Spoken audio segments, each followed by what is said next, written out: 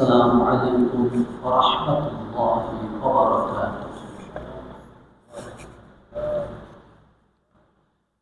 الحمد لله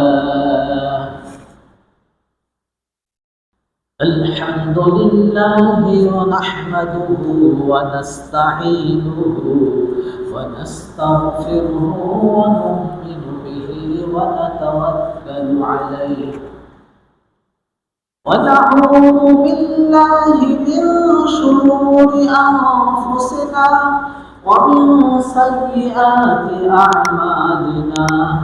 من يهده الله فلا مضل له ومن يضلله فلا هادي له.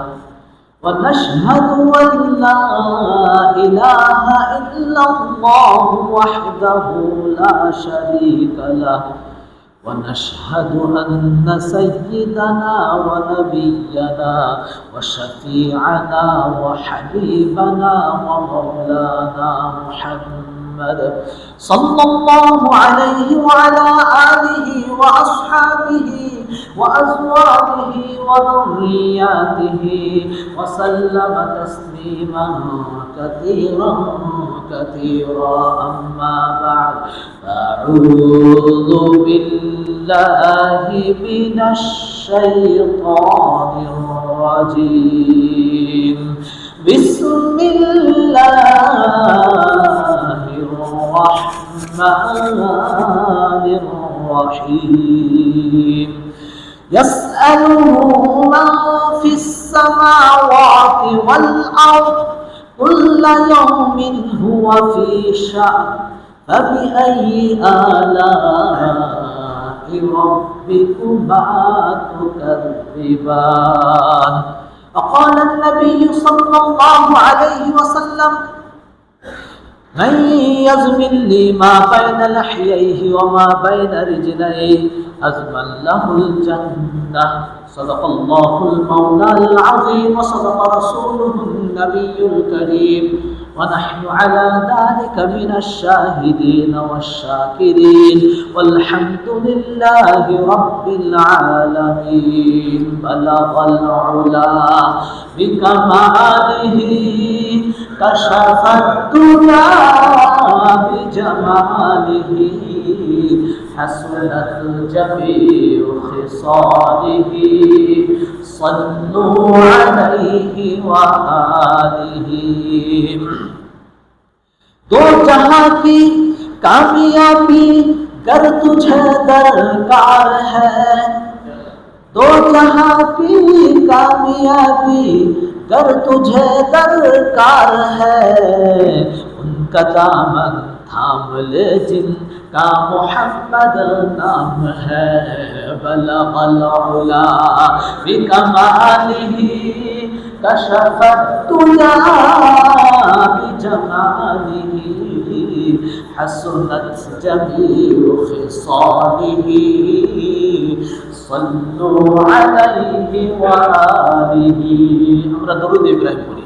اللهم صل على محمد وعلى آل محمد كما صليت على إبراهيم وعلى آل إبراهيم إنك حميد مجيد.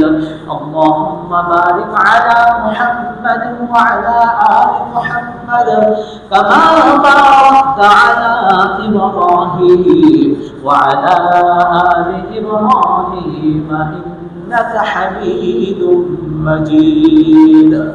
ربي زدني علما نافعا، ربي يسر ولا تعسر، وتمم علينا بالخير، وبك نستعين يا مستعان.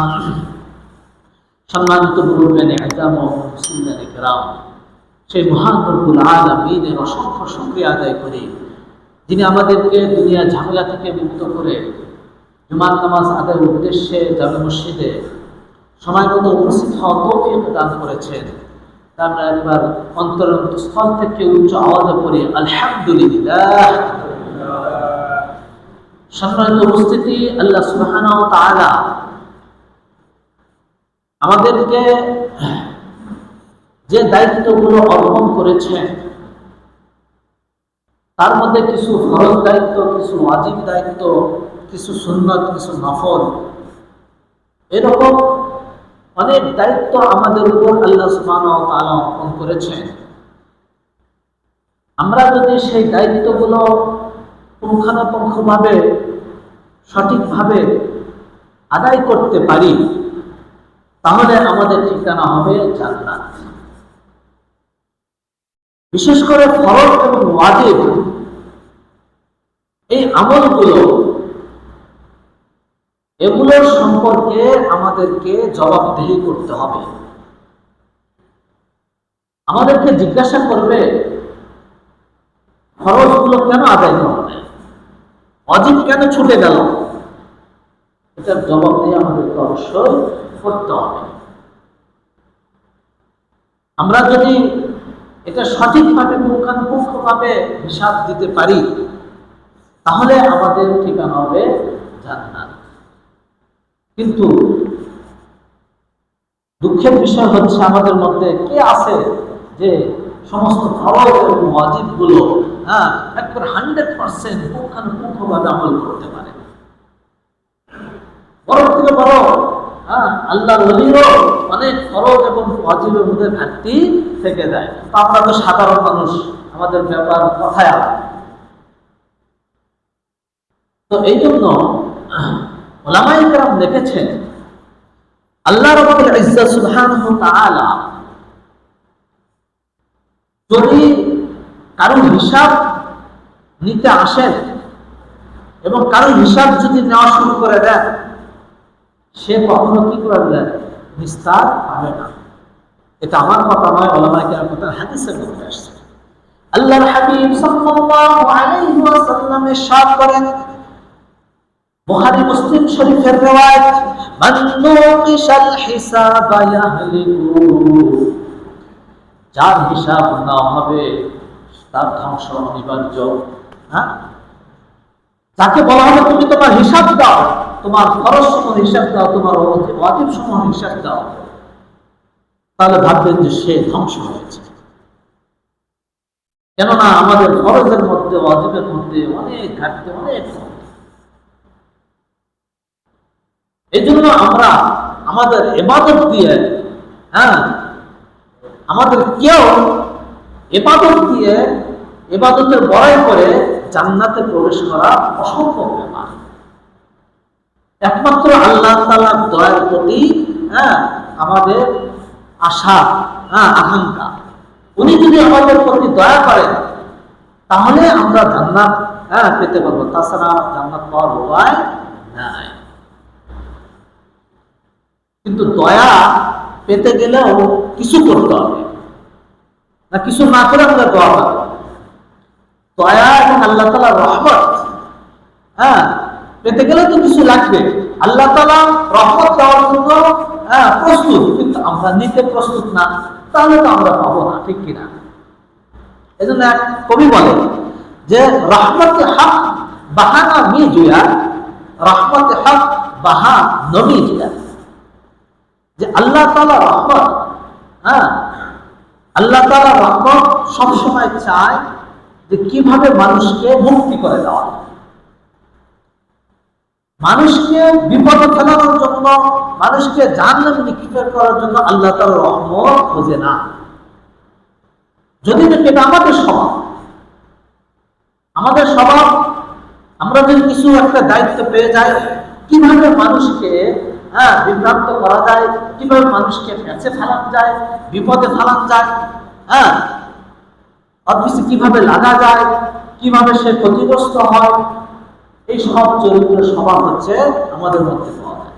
কিন্তু আল্লাহ সুবহানাহু ওয়া তাআলা বান্দার প্রতি দয়া, রহমত কত দেখেন, কোন উসিলায় শুধু মাফ করতে চায়, যে বান্দার পক্ষ থেকে কিছু উসিলা থাকুক। এই আমরা উসিলায় খুঁজি না। আমরা যে রহমতের আশা করি, এই রহমত আশা করতে গেলে আমাদের কিছু করতে হবে, এই জিনিসটা আমরা করি না। অথবা এটা বলতে পারেন যে আমরা অনেকে জানি না যে আল্লাহ তাআলার রহমত, দয়া আমরা কিভাবে পাবো। এমন কি আমল আছে ফরজ ওয়াজিব ব্যতিরেক, এমন কি আমল আছে যে ফরজ ওয়াজিবের মধ্যে যদি কমতি থাকে আল্লাহ তাআলা ওই আমলগুলোর বদৌলতে ওনার নিজের রহমতে দয়া করে আমাদেরকে জান্নাত দান করবে।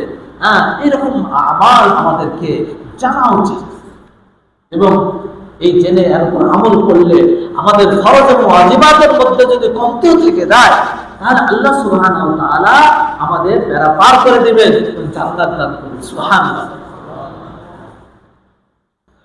সম্মানিত উপস্থিতি, উলামায়ে কেরাম কোরআন হাদিসকে সামনে রেখে কয়টি কথা বলেছেন, কয়টি কাজ বলেছেন।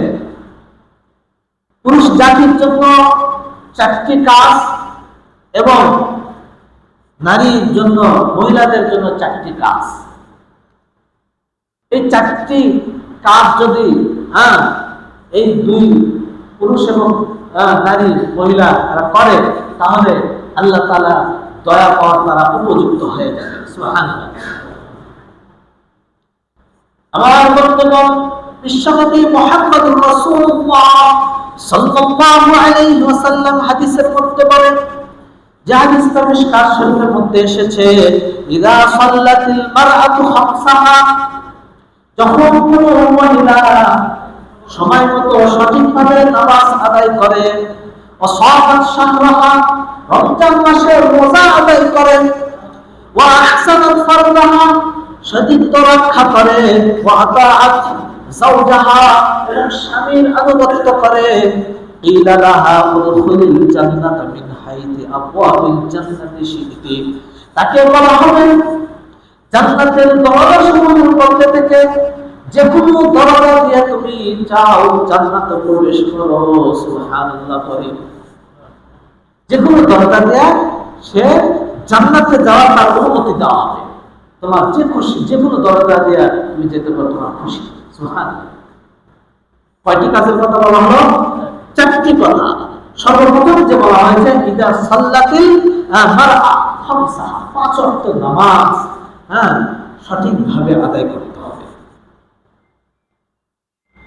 আমাদের বাড়ির মহিলারা, আমাদের বাড়ির মহিলা মা বোনেরা নামাজ পড়তে একটু ঢিলামি করে, কাজে ব্যস্ত থাকে। আজান হলো, এই পড়বো, কেবল আজান।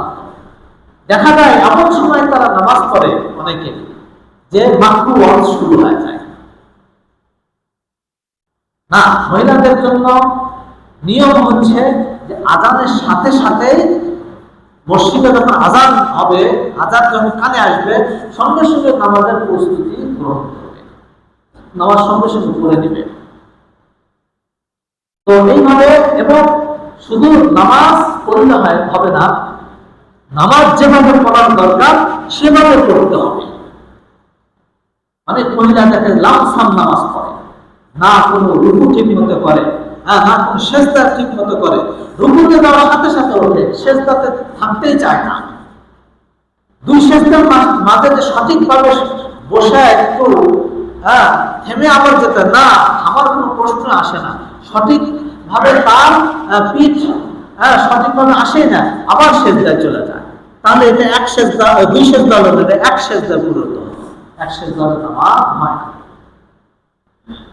এই জন্য বলা হচ্ছে যে মহিলারা নামাজ পড়লে সঠিকভাবে নামাজ পড়বে, পবিত্রতার খেয়াল রাখবে। অনেকে কাপড়ের পবিত্রতা, শরীরের পবিত্রতা খেয়াল না রাখার কারণে সঠিক সময় নামাজ আদায় করে না, বা অলসতা করে নামাজ ছেড়ে দেয়। এইভাবে করা যাবে না। সঠিকভাবে পবিত্রতার সাথে সঠিক নিয়ম কানুনে নামাজ আদায় করতে হবে, যদি আমরা আল্লাহ তাআলার দয়া পেতে চাই। মহিলাদের জন্য দ্বিতীয় যে কাজ, সেটা হচ্ছে পুরা রমজান মাসে যতটুকু পায় সে রোজা রাখবে, যেগুলো পাচ্ছে না সেটার পরে কাজা করবে, সঠিকভাবে রোজা রাখতে হবে। দ্বিতীয় কাজ। আর তৃতীয় কাজ হচ্ছে ওয়া আহসানাত ফারজাহা, তার সতীত্ব রক্ষা করতে হবে। স্বামী ব্যতীত অন্য কারো কাছে যাওয়া যাবে না, সতীত্ব নিজের রক্ষা করতে হবে। আর চতুর্থ কাজ হচ্ছে আতাআত যাওজাহা, স্বামীর আনুগত্য করতে হবে, স্বামীর কথা অনুযায়ী চলতে হবে। তার সাথে বেয়াদবি করা যাবে না, তাকে কষ্ট দেওয়া যাবে না। তার কথা অনুযায়ী চলে এই চারটি কাজ, নামাজ, রোজা, সতীত্ব রক্ষা করা এবং স্বামীর ইতাআত করা, আনুগত্য করা, এই চারটি কাজ যদি কোনো মহিলা করে, কিয়ামতের দিন তাকে বলা হবে যে যাও জান্নাতের 8টা দরজা থেকে যে কোনো দরজাতে তুমি চাও জান্নাতে প্রবেশ করো। সুবহানাল্লাহ। আমরা ভাই এইটুকু কথা, এইটুকু ওয়াজ আমরা বাড়িতে যাই আমাদের মা বোনদেরকে, বাড়ির মহিলাদেরকে অবশ্যই শোনাবো ইনশাআল্লাহ। কেন তারা তো মসজিদে আসতে পারে না, তারা এরকম দ্বীনি মজলিস পায় না। আমাদের দায়িত্ব তাদেরকে দ্বীন শেখানো। বাবার হোটেলে কি করছে সেটা অন্য বিষয়, ওখানে তো অতটা ওইরকম হয় না, উচিত তো তার বাবা মা শিক্ষা দেওয়া, কিন্তু অনেকে পারে না। কিন্তু আপনার এখানে যখন আসছে দায়িত্ব আপনার, তার মধ্যে ধর্মীয় যত কমতি রয়েছে, যে কোনো কমতি রয়েছে আপনাকে আস্তে আস্তে সেটা পূরণ করা। আর ধর্মীয় কমতিগুলো আপনি ধর্মীয় নসিহত ছাড়া সম্ভব না।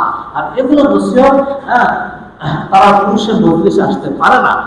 এই জন্য দায়িত্ব আমাদের, আমরা যা শুনবো, যেগুলো শিখবো, আমাদের ইমাম সাহেব থেকে হোক বা কোনো ওয়াইজিন, কোনো আল্লাহর ওলির থেকে যেগুলো নসিহতগুলো শুনবো, আমরা বাড়িতে সেটা রিপিট করবো। তাদেরকে বলবো যে আজ আমাকে আমাদের ইমাম সাহেব এই আলোচনা করলেন, আলোচনা সুন্দর, তোমার কাজে লাগবে না, রাজি আছি ইনশাআল্লাহ।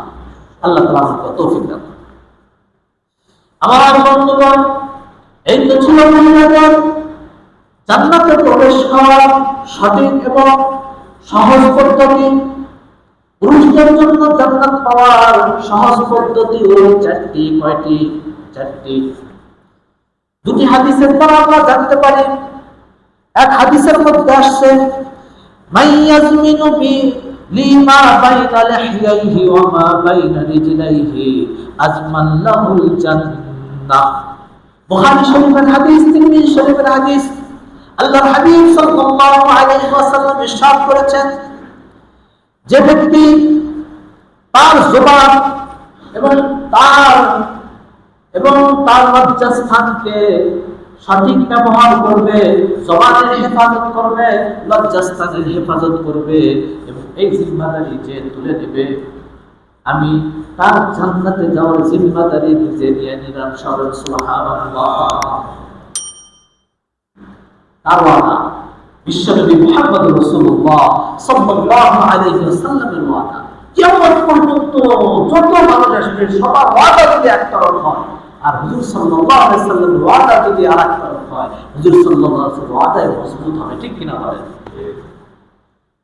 বিশ্বনবী মুহাম্মদ রাসূলুল্লাহ সাল্লাল্লাহু আলাইহি ওয়াসাল্লাম বলছেন, আমি ওয়াদা করছি, আমি জিম্মায় নিয়ে নিচ্ছি এই কথা, তোমরা যদি দুটি কাজ করো, তোমার জবানের হেফাজত করো, লজ্জাস্থানের হেফাজত করো, আমি মুহাম্মদ রাসূলুল্লাহ সাল্লাল্লাহু আলাইহি ওয়াসাল্লাম তোমাদের জান্নাতে নিয়ে দেওয়ার জিম্মাদারি আমার। সুবহানাল্লাহ। তো এই হাদিসটা আমরা দুইটা কথা জানলাম যে আমাদের জবানের হেফাজত করতে হবে। কি করতে হবে? মুখের জবানের হেফাজত করতে হবে। এটা অনেক বড় জিনিস। মানুষ এই জবানের জন্য অনেক ক্ষতিগ্রস্ত হয়, মানুষ এই জবানের জন্য অনেক লাভবান হয়। ঠিক কিনা? শরীয়তে যে সমস্ত কথাবার্তা বলতে নিষেধ করা হয়েছে সে সমস্ত কথা থেকে দূরে থাকা, এবং যেগুলো বলতে বলছে সেগুলো বলা, এটা হচ্ছে জবানের হেফাজত, মুখের হেফাজত, কথার হেফাজত। বলছে যে তোমরা মিথ্যা কথা বলো না, আমাদের মিথ্যার আশেপাশে যাওয়া যাবে না। সবসময় সর্বদা আমাদেরকে সত্য কথা বলতে হবে, আমাদের সত্যবাদী হতে হবে। গীবত শিকায়ত করতে নিষেধ করা হয়েছে। গীবত অনেক বড় কঠিন গুনাহ। আর মানুষের দোষ তার দিক পিছে বর্ণনা করা, এটা হচ্ছে কি? গীবত করা। এটা এমন শক্ত গুনাহ, কোরআনের মধ্যে আসছে যে নিজের মৃত ভাইয়ের গোশত খাওয়া চেয়েও কঠিন গুনাহ এটা। এই জন্য গীবত শিকায়ত থেকে আমাদেরকে দূরে থাকতে হবে। চগলখড়ি করা যাবে না, চগলখড়ি থেকে আমাদেরকে দূরে থাকতে হবে। আমার কথার দ্বারা অন্য যেন কেউ কষ্ট না পায়, আঘাত না হয়, এগুলো খেয়াল করতে হবে। তাহলে এটা জবানের হেফাজত হবে। আর আমাদের লজ্জাস্থানের হেফাজত একমাত্র স্ত্রী ছাড়া অন্য কারোর কাছে যাওয়া যাবে না। যে সমস্ত নিষেধাজ্ঞা আসছে যৌবনের সম্পর্কে, এগুলো থেকে হেফাজত করবে, এটা হচ্ছে লজ্জাস্থানের হেফাজত। আমার বন্ধুগণ, আর এক হাদিসে আল্লাহর হাবিব সাল্লাল্লাহু আলাইহি ওয়াসাল্লাম ইরশাদ করেন, ইজমানু লি সিত্তান মিন আনফুসিকুম আজমানু লাকুমুল জান্নাহ। 6টি বিষয়ের দায়িত্ব আমাকে দাও, 6টি বিষয় তুমি নিজের দায়িত্ব নিয়ে নাও, আমি তোমাদের জান্নাতে যাওয়ার দায়িত্ব নিয়ে নেব। সুবহানাল্লাহ। উসদুকু ইযা হাদাসতুম, যখন তুমি কথাবার্তা বলবে তখন সত্য কথা বলবে, মিথ্যা কথা আশেপাশে যাবে না। ওয়াউফু ইযা ওয়াআদতুম, আর যখন তুমি ওয়াদা করবে সেই ওয়াদাকে পূরণ করবে। ওয়াআদতু ইযা তুমিতুম, যখন তোমার নিকটে কোনো আমানত রাখা হবে সেই আমানতকে সঠিকভাবে তুমি বুঝে দিবে, আদায় করে দিবে। ওয়াহফাজু ফুরুজাকুম, লজ্জাস্থানের হেফাজত করবে। ওয়াগাজ্জু আবসারাকুম, তোমার চক্ষুর হেফাজত করবে। আকুফু আইদিয়াকুম, এবং তোমার হাত জুলুমের থেকে দূরে রাখবে, বিরত রাখবে। এই 6টি কাজ যদি কেউ করে, কেউ যদি নিজের জন্য এই 6টি কাজের জিম্মাদারি নেয়, আল্লাহর হাবিব সাল্লাল্লাহু আলাইহি ওয়াসাল্লাম বলেন, তার জান্নাতে যাওয়ার জিম্মাদারি আমি নিজে নিয়ে নিলাম। সুবহানাল্লাহ। 6টি কাজ দেখতে গেলে এখানে 4টি কাজ আছে। কয়টি কাজ আছে? 4টি কাজ আছে। প্রথম যে কাজটা বলা হয়েছে এবং দ্বিতীয় যে কাজটা বলা হয়েছে, এই দুইটা মিলে একটাই। প্রথম, সত্য কথা বলা, ওয়াদা করে ওয়াদা খেলাফ না করা, এই দুটো একই। আর চতুর্থ এবং পঞ্চম যেটা বলা হচ্ছে সেটা একই। ওয়াহফাজু ফুরুজাকুম ওয়া আগাজ্জু আবসার, যে তোমরা তোমার লজ্জাস্থানকে হেফাজত করবে, চোখের হেফাজত করবে। চোখের দ্বারা যে সমস্ত গুনাহ হয় সেই গুনাহ থেকে দূরে থাকতে হবে। এই দুটো মিলে একটাই। লজ্জাস্থানের হেফাজতের মধ্যে চোখের গুনাহও চলে আসে। এই জন্য কেউ যদি লজ্জাস্থানের হেফাজতের মধ্যে এটাও যখন চলে আসে, তখন মোট হলো কয়টা? 4টা। কয়টা হলো? 4টা। যেটা প্রথম হাদিসে 2টা বর্ণনা করা হয়েছে। এই হাদিসের মধ্যে অতিরিক্ত যে 2টা বর্ণনা করা হলো সেটা হচ্ছে যে তুমি যখন তোমার কাছে কেউ আমানত রাখবে, সে আমানতের খেয়ানত করবে না, সে আমানত সঠিকভাবে তুমি আদায় করে দেবে। এই জিনিসটা আমাদের মধ্যে অনেক কম পাওয়া যায়। কেউ যদি আমাদের কাছে কোনো জিনিস আমানত রাখে, ওই জিনিস নিজের মনে হয় এবং নিজের মনে করে ওটা আমরা ব্যবহার করি। নিজের মনে করে আমরা ব্যবহার করি না। যেটা মানুষের জিনিস সেটা মানুষের জন্য, ওটা সঠিকভাবে আদায় করে দিতে হবে। ওটা ব্যবহার করা যাবে না। এই আমানত সঠিকভাবে আদায় করা, এটা আল্লাহ তাআলা রহমত পাওয়ার একটা জরুরি বিষয়। আর একটি, সেটা হচ্ছে কুফু আইদিয়াকুম, তোমার হাতকে জুলুমের থেকে বাঁচাও। আমরা মানুষের প্রতি জুলুম জিয়াদতি করি। আমরা অল্প একটু দোষ পেলে তার গায়ে হাত তুলি। এখানে যদি নাকি হাত শব্দ, হাত শব্দ ব্যবহার করা হয়েছে, মুহাদ্দিসিন কিরাম লিখেছেন যে একজন মানুষের প্রতি যত প্রকার জুলুম জিয়াদতি, অবিচার, অন্যায় করতে পারে, তার থেকে দূরে থাকা একজন মুসলমানের জন্য জরুরি। ঠিক কিনা? সমাজে দেখেন আমরা কত জুলুম করি। একটু যদি পাওয়ার চলে আসি, আমরা আমাদের অধীনস্থর উপর নানানভাবে জুলুম করে থাকি। মালিক কর্মচারীর উপর জুলুম করে থাকি, বাবা মা সন্তানের উপর জুলুম করে থাকি। গ্রামের চেয়ারম্যান তার গ্রামের মানুষের উপর অত্যাচার করে, বড় পদে যারা যায় তারা তার নিম্নের যে স্তরের লোক আছে তাদের প্রতি জুলুম জিয়াদতি করে। এর থেকে দূরে থাকতে হবে। যদি আল্লাহ তাআলা রহমত পেতে চায়, আমার থেকে যেন কোনো কেউ কষ্ট না পায়, এটা আপ্রাণ চেষ্টা করতে হবে।